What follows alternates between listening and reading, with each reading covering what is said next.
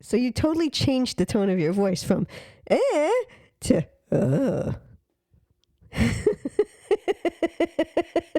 Vincent Vega. Exactly. You knew what I was getting at. Yes. With your whole beard and primal look going on. Yes, I do have the beard for hunting. Mm-hmm. Okay. You're primal. I am very primal. Mm-hmm. I'm going to kill me some deer. I hope so. I'm going to be cleaning out the freezer. Hey, be honest with you. If I was back in trucking, driving that is, I wonder, does anybody carry their deer rifle in their truck? I don't know. That's something. I mean, like, I wonder. Would it be, I mean, I know you can be armed. That's what I was just thinking that. But like, for real, if you can carry your gun, as far as legally, yeah, right? Why couldn't you carry your deer rifle?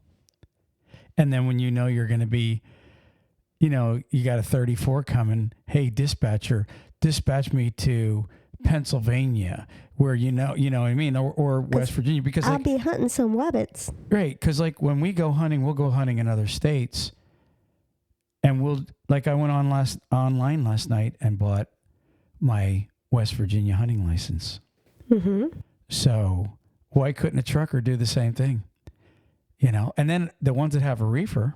See, that's where I think, because you'd have to ship the meat back or get it processed and then come back for it. So I would say that would be... You don't have to get it processed. You take it home. We processed our own deer last year. I know, but if you're, traveling, it would be...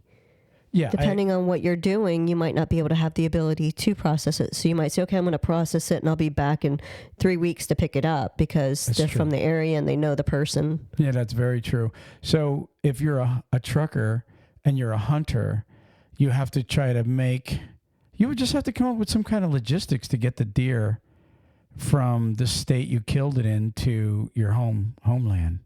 Yeah. Your home state. Right. Yeah. To the Alfisa. I think it would be fun though. You know that? I bet it would. Yeah. To try to, hunt while you're on the road. I know a lot of truckers carry a fishing pole. That I heard. That I have heard many times. Right. And, if they're near somewhere where they're laid over and they want to go toss in a line somewhere, they do. Mm-hmm. I mean, seriously. Mm-hmm. Some of them even carry like little fly rods. But anyways. That'd be really cool. Can you imagine all the different types of fish? I mean, I know from where we're from, my dad used to get like the rainbow trout, and I've heard you mention brookies. I've heard you've mentioned, we get Gulf and freshwater here. And I know up north, there is different types of fish. They're all different from the different areas. Could you imagine going to so many different places and different lakes and just trying their different fish? Yeah, I mean, I think it would be awesome. Yeah. I mean, I'm all about the outdoors, you know that. Yeah. So anyways, hey, if you're a truck driver and you do hunt, I mean, it's kind of maybe people are probably going to go, Troy, you sound really stupid. Who would carry their deer rifle in their semi-truck? And probably the answer is probably next to none. But there may be somebody out there that carries a rifle, and when they have a chance, they hunt.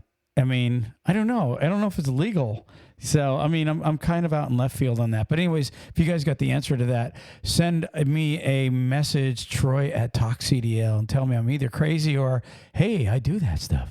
Ruthie, moving on. Moving on.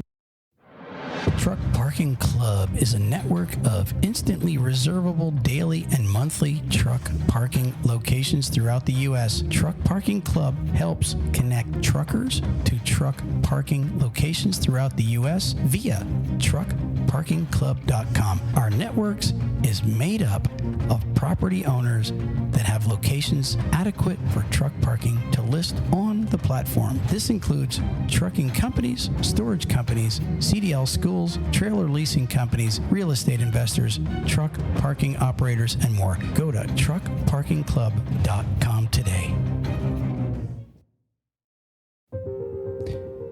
If you're a driver looking for a new trucking job, check out NCI. NCI offers the following: new Kenworth T680s, competitive wages, solo, team, and students welcome, plus a full benefit package for you and your your family. Check them out today at 888-311-7076. That's 888-7076. And tell them TalkCDL sent you. Hey drivers, are you sick of watching the other drivers bypass the weigh station while you are held up going through yourself? Well, download Drivewyze today at www.drivewyze.com. That's DRIVEWYZE.com, and start bypassing the scales yourself. If you're a small carrier, an owner-operator, or even a big fleet looking for something better, check out Drivewyze today. And remember, there's no equipment, no transponders needed when you're using Drivewyze. Check them out for a free download at www.drivewyze.com. Drivers, if you're looking for a local, home, everyday driving job, apply with Carter Lumber today. They have positions for Class A and Class B local drivers. They can take experienced drivers, students, and non-CDL drivers. With over 160 locations, chances are they have a position for you. So go to carterlumber.com/TalkCDL and apply today. Again, that's carterlumber.com/TalkCDL. Thank you. We're here today. Hey. November 2020. Wow, do you realize election year is coming up and it's like the end of 2023 almost. And here we are going into the winter. Hopefully these truck drivers that are now up north driving, they're keeping it safe. Remember one thing I always tell drivers, Ruth Ann, you are the captain of the ship. I don't care what trucking company you work for. If you're tired or you feel that it's unsafe, park that truck until you are okay with driving it. Mm-hmm. You know what I mean? Exactly. I mean, you don't want to be, one of the things you don't want to do is drive nervous. No, you don't want to do, you don't want to have that stress of an accident, like trying to prevent. You don't want to have any of that stress on you because it makes it more prone for that accident, being nervous on black ice or, Yeah. So anyways. So, Ruthann, I wanted to talk about a few things today. Okay. On TalkCDL. Okay. Real quick before I forget, what's our booth number and all their good stuff? You know what's crazy is I was just pulling that up earlier. Louisville Truck Show. What is the dates on the Louisville Truck Show this year? Louisville Truck Show is March 21st through the 23rd at the Kentucky Expo Center. We are in booth 66105. Awesome. So y'all stop. I've already got a bunch of people that are going to come out, Ruthann, and hang out with us and maybe interview and sit back behind the booth with us. Y'all are welcome to come out there. And we're going to be in a corner too. We got a corner booth. So if you've got time, stop over at TalkCDL's booth and hang out with us and, give us some ideas, whatever you want to do. We're open to everything, right, Ruthann? Well, yeah. I'll have my little notepad that has for the shout outs for everybody to write it down. And then, of course, afterwards, we will go through that list and I'll do about 5 of them each time. Yeah, just like you guys did last year. Mm-hmm. We will have a, excuse me, something in my throat there. We will have a sheet for shout outs. If you are, solo, you want to shout out as a trucker, that's cool.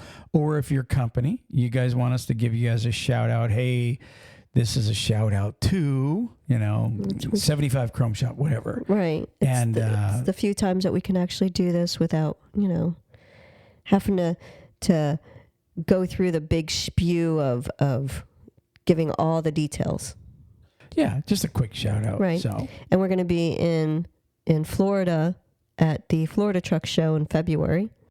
That is in Fort Lauderdale. Mm-hmm. So stop down there. That's a great excuse to come to Florida in February, especially when it's cold and freezing up north. Fort Lauderdale is normally 70s, 80s in February. Do you know what this month is? November. Yeah. Okay. What were you doing in November? A few years ago. I don't know. What was I doing? It's the anniversary of the top podcast. Oh, yeah, that's right. Yeah. It's our month anniversary. Yeah, our month. No, but no, it's true. It was what, November of 2015 when the podcast started. Right. Wow, you guys know how this podcast started. My son came to me and he said, "Hey, Dad, you should start a podcast." Ruth Ann, what was my answer? What's a podcast? Oh, yeah, what's a podcast? Seriously, I didn't even know what one was. So if you guys are thinking about starting a podcast, go for it. It's really not that hard to get started. You can get started with next to nothing. And then later on, buy equipment and improve and just keep rolling along. We're at 8 years. This is our 8th anniversary. It kind of gets crazy, doesn't it? I was talking the other day, and that's what made me think of it, because I was talking the other day to someone, and they said, "Oh, you have a podcast?" Like we're just discussing the trucking industry. And I said, "Yeah." And, I showed them the Facebook page, and they're like, "Oh my gosh, I didn't realize you're like this." She goes, they look at me, they go, "You're like a celebrity." I said, "No, I'm not." With truckers. Yeah, no, I'm not. we got the toughest audience there is. Okay, so here's what I want to talk about today. We got a letter, which you already read this letter. You forwarded it to me from, I'm not going to give the guy's full name, but I want to read this letter because he had some concerns and questions. And I want to read the letter to everybody. And, of course, you guys, we invite you to write in and give us your thoughts on this letter, on what your thoughts were. And I'm going to tell you what my thoughts are. And then I also reached out to an expert or two about the situation for this truck driver. He says, "Hi, my name is Aaron." I won't put his last name. And he said, and to start, I love your show. I have to put that in there. He said, I had actually messaged your Facebook page, and you gave me some great advice about getting into trucking. I just had a real quick question, and I wasn't sure who else to ask about it. He said, "First off, before I get into it, I greatly enjoy the company I work for." So obviously this question that he's going to be asking and this concern is going to be about his company and something I guess they're doing. He says, "They give us great equipment and take care of us tremendously. Not that it matters, but I drive a 389 10-speed Peterbilt. So yeah, we have a great equipment." He said, "But something happened the other day, and I'm a little confused and perplexed about it." He said, "I was performing my post trip, and one of the spot mirrors on my hood was out of adjustment, so I proceeded to try to adjust it, and I actually broke the glass in it." Now, this is the guy, he's adjusting it with his hand, and he broke it. He said, "Just to add, we have cameras integrated in our hood mirrors also. So I took a picture, I reported the damage to my safety and garage, and the next day the safety coordinator called me into the office and informed me that they were going to consider this my first preventable accident." Dum dum. He says, "I've been driving over the road for just 2 years now for 2 different companies and never have had any accident tickets or anything." So this guy's like clean as a whistle, Rutan. Yeah, it sounds like he takes his job. Was that Old Spice or was that Irish Spring? Oh, that was Irish Spring, wasn't it? The soap. Clean as a whistle. Anyways, he said, "So you can imagine the blow it kind of hit me with. Oh, and told me that they are going to deduct the cost of the mirror out of my pay. He said they cost about $300 and they would be taking $100 per paycheck out." He said, "Which in all reality, if that's the case, I really don't have a problem paying for it." He said, "Yeah, I broke it. But my big question is, how is that a preventable accident? And with your experience and years in the industry, do you agree with this?" He said, "Thank you so much for your time and everything you do for the trucking industry. I honestly wouldn't be in this industry if it weren't for you guys. Thank you again. So first off, thank you for the kind words, Aaron. You know, I want to call you Casey Kasem. I'm Casey Kasem, and this is my co-host, Ruth Ann. No, seriously. Did you ever watch the show and he reads a letter from a listener? Yeah. You literally read like he did. It was crazy. Okay, flashback. I went to the Casey Kasem school. Okay. So Aaron. Let's start off with Aaron. Okay. You know, it sounds like the guy really loves trucking. Mm-hmm. Okay. He's got 2 years, 2 companies. He's never had an accident. He's outside of his truck adjusting the little spot mirror, you know, on the corner of the truck, and he breaks the glass. I can imagine his face at that moment like, what? Yeah. What the heck? But what I like about the guy already, he's like, look, I broke it. I don't have a problem paying for it. That's, you know, he's saying that. I can own up to that, right? Right. So I'm going to he asked me if I agree. I'm going to give you that, but I'm going to also tell you what an expert in safety and operations told me in one of the companies I called about this. It's just for Casey, for Aaron.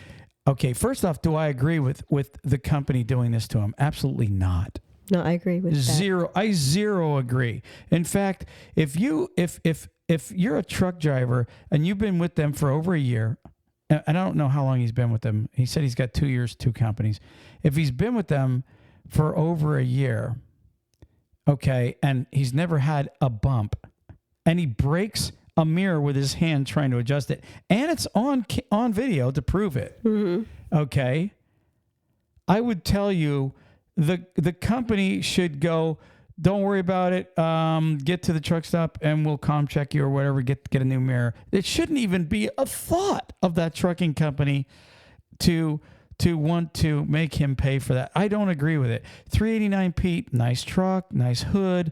You know, the guy's riding in style, blah, blah, blah. Okay, second off, do I agree that should be a preventable accident? I think the safety director should be fired. I do. I honestly don't see. A preventable accident to me is something where your vehicle's actually moving. I don't see you being sitting in a standstill. Not only that, but the cameras would have shown what made it that mirror go out of adjustment to begin with. You know. Yeah, that's what I'm saying.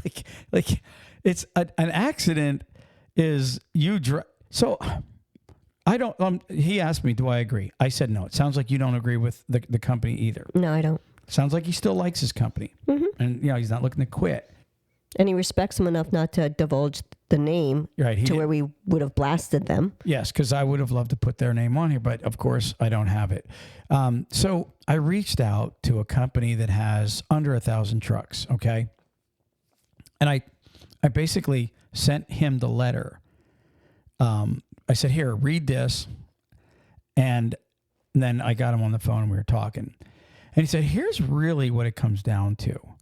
He said, what did he sign in orientation when he started working for them? Exactly. See, that's why I reached out to the experts, because I'm not that smart. You know, I'm like, hey, let me get somebody that knows this stuff. I was going to say, you're the one that goes, no.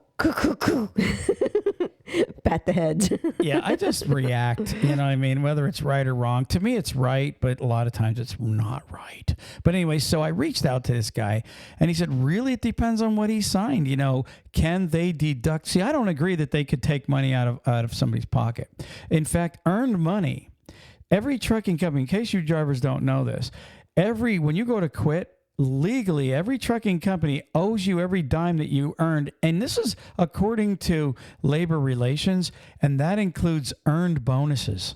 Okay. So like when you quit a company and you have, like, say, a quarterly bonus coming that you earned and you made good on, they legally have the obligation to pay you. A lot of them will try to get out of it, of course.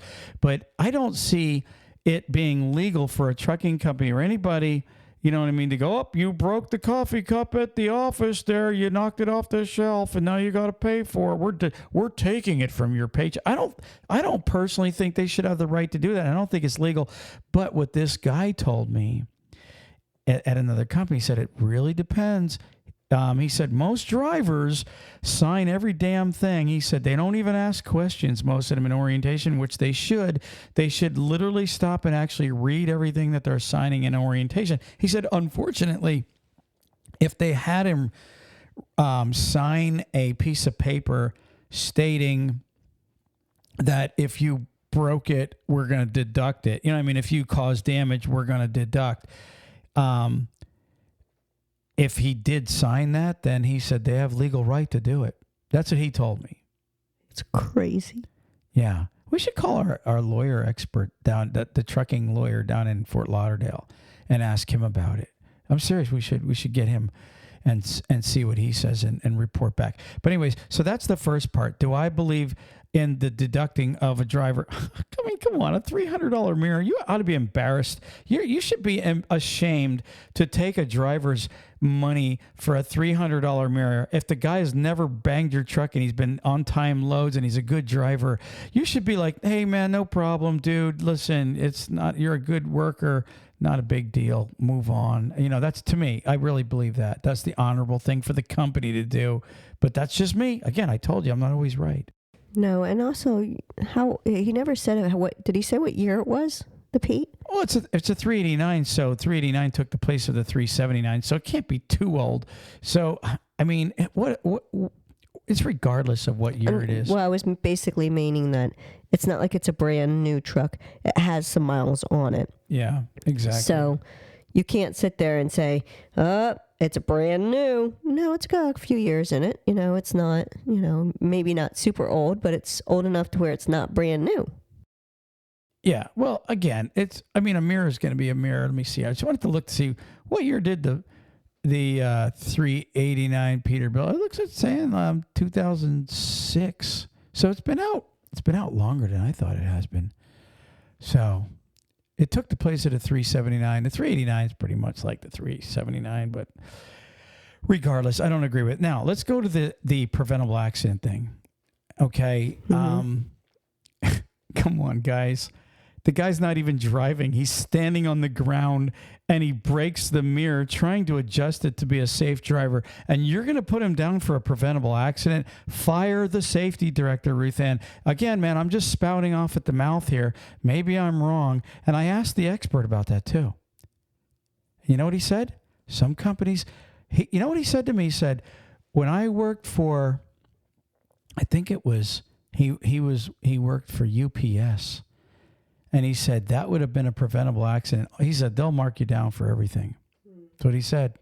So if that's the case, okay, there are some companies. I said, so you're telling me that if he somehow tore the bunk accidentally, like he rolled on the bunk and something was in his pocket and cut the bed. He said, some companies will. He said, a scratch, anything. You do any kind of damage, they'll put you down for a preventable accident. And to be honest with you, that's ridiculous. I agree. The guy's in there spending his life earning your company money and getting pittance. Getting what? My own word, pittance. What's a pittance? It means nothing. Barely. Just a little tiny bit. Pennies. Wow. A pittance. Hey, I like that. I like it too, Ruth Ann. You are getting like me. Make up words as you go. Pittance. Yeah. So, yeah, absolutely. So I'm glad we agree on this matter. I want everybody to write in on this one, please. Send us your messages, and I know we'll get messages, Ruth Ann. And I want to know, what are your real thoughts? And has this happened to anybody else out there where something ridiculous, other than driving the truck, you got pegged for a preventable accident? Yeah, what's the craziest one that we can find? Well, I want to say that's pretty crazy. It is pretty crazy. Who can outdo the broken mirror? Yeah, without driving. Now, yes, at a standstill. Yeah, I mean, you know what I said to this other guy, the expert? I said, here's the problem with me. If I'm outside, or I'll just say, if Aaron's outside his truck and he's standing there and he's adjusting this mirror, and then let's say 6 months later, he quits. He's been with this company, let's say a year and a half, right? He applies with another company And they get this reference back from this trucking company that says he's had a preventable accident. He broke a mirror. And you know damn well that the report, that the reference they get isn't going to go into explanation. So what happens is they're going to be wondering, okay, what did you hit, Aaron? Right? Mm-hmm. And so then they're going to have a question, and now he's going to have to go into explaining. He's going to have to go into explaining, well, no, I wasn't driving new trucking company. I was standing outside adjusting my mirror. And everybody's going to be going, yeah, right. Sure. They have you down for a preventable accident, Aaron. Why don't you just tell us what happened? Right. They're not going to believe him. No, I think you're right. It will be something that's going to be a fight for him. And, that could be, if it's one of those companies that are just sneaky and snaky, they might be doing that just so that he would have a hard time going somewhere to get a job and feel that he has to stay there longer. But he does like his company, so that does give him a benefit. It's just really bad that the company or the safety director is going to do something like that. It's a flabbergasting thing. See, to me, in 5 years, if he goes to quit and then he goes to apply with a new job, they're going to go, Aaron, your company's saying you have 10 preventables. And then he's going to have to say, no, I was adjusting a mirror. And then another time I tripped over the carpet and I tore it a little bit. And then another time I was leaning on the hood of the truck and the oil from my hand scuffed it a little bit. So that's an accident too. And I was adjusting the vent for my AC and those little tiny things broke. Yeah, so that's the ticket. That's an accident. I have a bunch of accidents, but they're really not accidents. I mean, honestly and truly, I'm disgusted with it. But anyways, moving on. I don't want to beat a dead horse. I knew you were going to do that. Anyways, write us. Let us know. Moving on. Ruth Ann, what do you got Moving for us? on. You got something for us? I do. What do you got? There is a article that came out. I keep getting shocked by my mic. There's an article that had came out, and it states, I'm going to read because it's amazing. It's amazing when I read this article how this happened. And the reason I want to read the article instead of giving the brief going on about it. Okay, go ahead. Is because it's got to protect drivers. So, cool. Here's the line. Ex-Prime dispatcher stole $300,000 from truck drivers' fuel cards. Wow. Yes. Wait, he was a dispatcher? He was a dispatcher. I believe it. For Prime. I believe it. So the guy's name is Corey Lewis Hendrickson. And the reason I'm giving you his name, drivers, if you worked for Prime and Corey Lewis Hendrickson happened to be your dispatcher or worked there at the time. Yeah, I would say worked there because he probably got a way to get into other... Oh, they told him how to do that. It says how he did it. Go ahead, let's hear it. Okay, so he's a former dispatcher, and believe it or not, he's the former mayor of Willard, Missouri. Big Willard. Uh-huh. So before you move this on, I want to just ask you, Okay. Does it say how long he was there?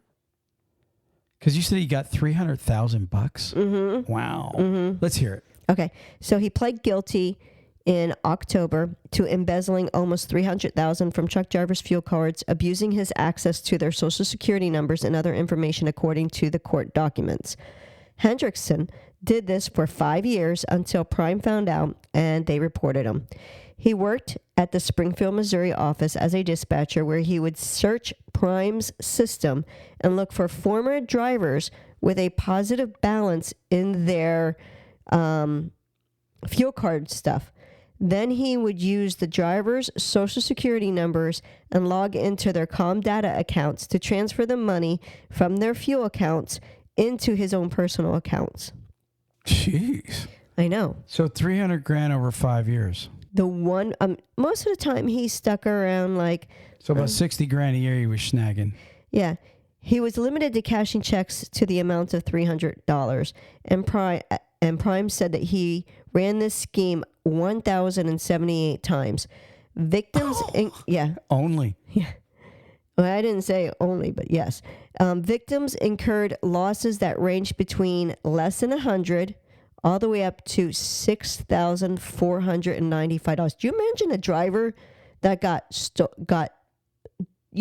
about $6,500 taken from them?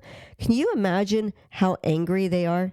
So anyways, the average loss of a few $100s for other ones then. So between September 9th of 2016 through August 17th of 2021 is when this driver, when he was doing this.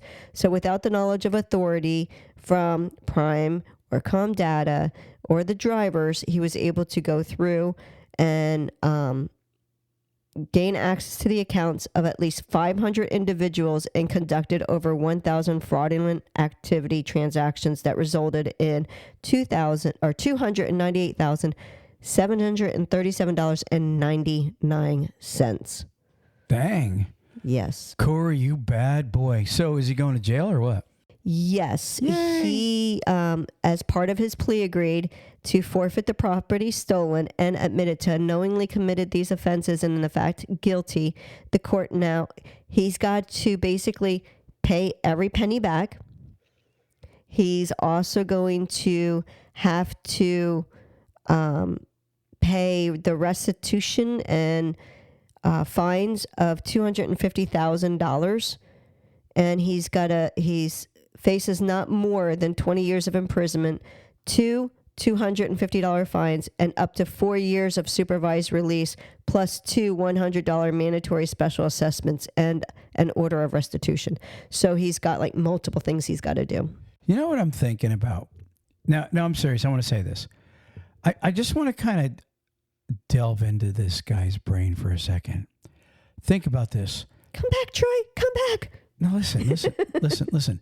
2016, you said, is when he started doing this, right? Yes. So there had to be a moment where he tried it and got away with it. And then, like any other crook, he just kept getting away with it. So increasing, doing more, whatever the case is, right? Mm-hmm.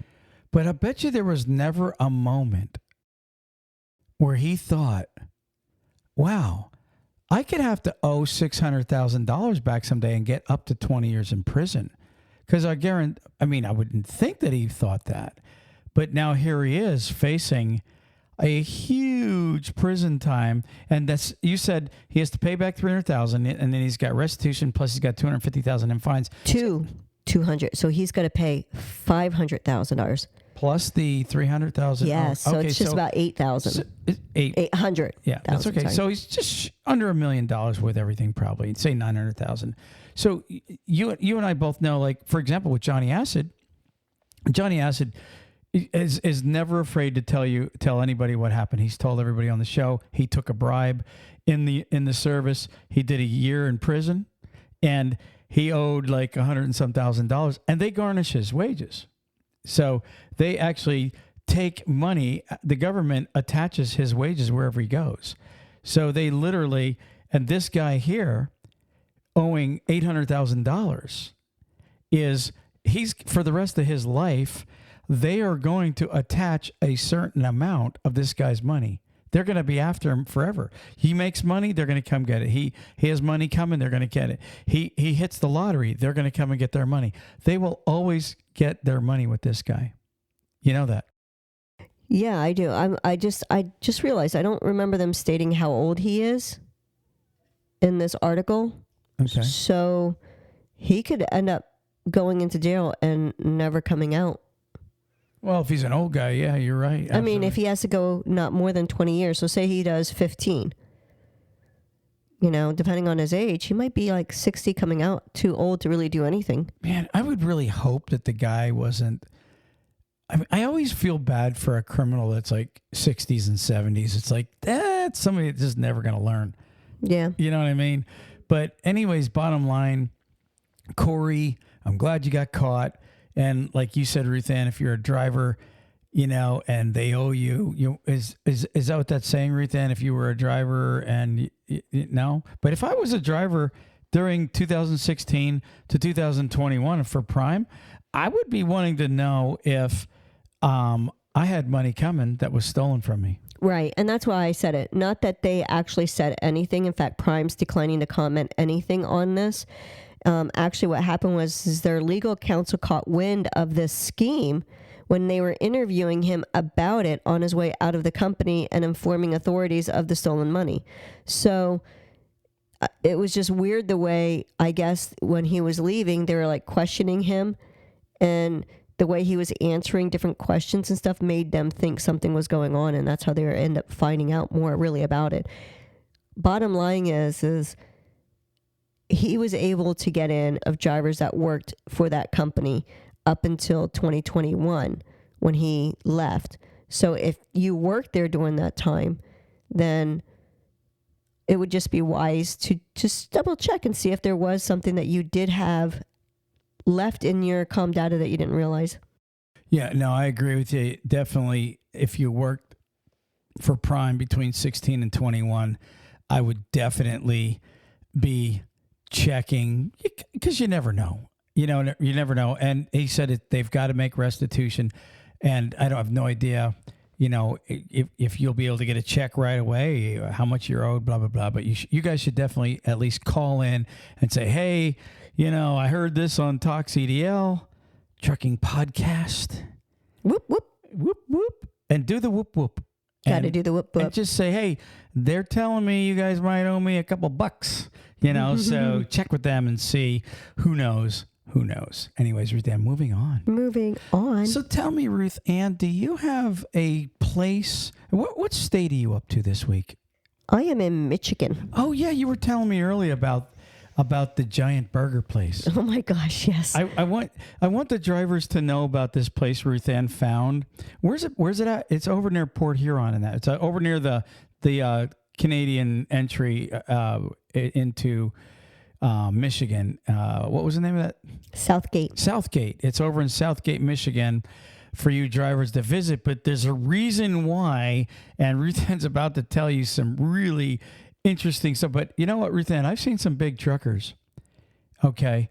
And I've seen some really big truckers that can, eat at the all-you-can-eat buffet and really clean it up. But I don't think they can eat this thing. Well, honestly, when I was reading the article on it, it said, now I'm going to give y'all the details of the weight. And then I want y'all, then afterwards, I'll tell you what what they did. Okay, so this burger. What's the place called? Oh, I'm sorry. It's Absolutely Ridiculous Burger. It's the name of the burger, but it's in Mally's Sports Bar or Sports Grill and Bar. So it's the Absolutely Ridiculous Burger at Mally's Sports Bar and Grill? Mm-hmm. Awesome. And Southgate, Michigan. Sports Grill and Bar. I flipped the word. Sorry. That's okay. No worries. Yes, in Southgate, Michigan. It's actually on North Line Road in Southgate. So they are in the Guinness Book of World Records for the largestly commercially sold hamburger. Okay. Just thought I'd throw that out there. So the typical Absolutely Ridiculous Burger weighs in at 150 pounds. So guys, if you're thinking about knocking one of these down, it ain't happening. No, because I got to tell you, it's got, let's see, I got to go back up. Here it is. 15 pounds of lettuce, 30 pounds of bacon, 30 pounds of tomatoes, and 36 pounds of cheese. Okay, so, and how many pounds of meat? 150? Well, it weighs 150, but you got to take off the 30 for the lettuce, the 30 for the bacon. Oh, so the total's 150. Yeah, okay. So 30, 60, 96. Did you give the measurements of the burger? No, it doesn't actually give measurements, but it was on Man versus Food, that show. So, okay, so now you were telling me it takes how long to make this thing? It takes 22 hours to cook it. And you have to prepay, I guess, and Yes. and it has to be pre-ordered within 72 hours, you said. Correct. All right, so if you guys, like, I'm serious, you guys want to do something really cool, if you want to surprise the office, maybe let the office pay for it or whatever, how much does the burger cost, tell them? $3.99. $400. Okay. This is obviously a party burger. I mean, seriously, that's insane. So $400, 150-pound burger, and you would be the talk of the office if you guys brought one of these bad boys back. Listen to this. The burger is so big that it takes, like we said, 22 hours to cook. It takes 3 people to flip the meat over, and it gets 100 pounds of grease that comes off of it while they're cooking it. That's just crazy. Okay, and then during the episode of Man vs. Food, a team of 41 people couldn't conquer it in the whole 2 hours that they did the little thing. So 41 people, well, that would be like 4 pounds each they would have to eat. Yeah, that would be crazy. That's a lot of poundage. Try to put a pound of, I just ate a 1/3 pound burger today. Well, we're different. Well, I mean, that 1/3, that would mean I would have to eat 3, I would have to have 12 of those to equal 4 pounds. Okay, there were Coney burgers. You ask guys around, like, how many Coney burgers did your pap used to eat? Yeah, well, he was a big boy. See? I'm telling you. All right. So, well, anyway, so that's a pretty cool place. Mally's Grill and Bar in Southgate, Michigan, drivers. You guys get a chance to go there. I want a picture of one of those burgers with one of you guys. Even if you're not buying it and somebody's buying one, I need you to do a selfie with the burger. Ruthann, if I was there, I'd do a selfie with that burger. Well, you know what? I am going to send you the thing so that you can actually Post it. Yep. Awesome. You know what? Send it over. I'll superimpose it on like a 389 Pete. I'll make it look like it broke the mirror for Aaron. Yeah. What do you think? Huh? I think that's funny. I'll say, hey, look at it. It wasn't Aaron even. It was the burger. A burger did it. Yeah. Wow. So do you have the word of the day? I do. Let's hear it. Alrighty.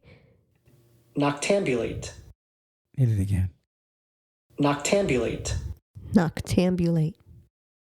It almost sounds like ovulate. No, think about it. Think about the word knocked. Nightly. Ambulate. Ambulate. Walking.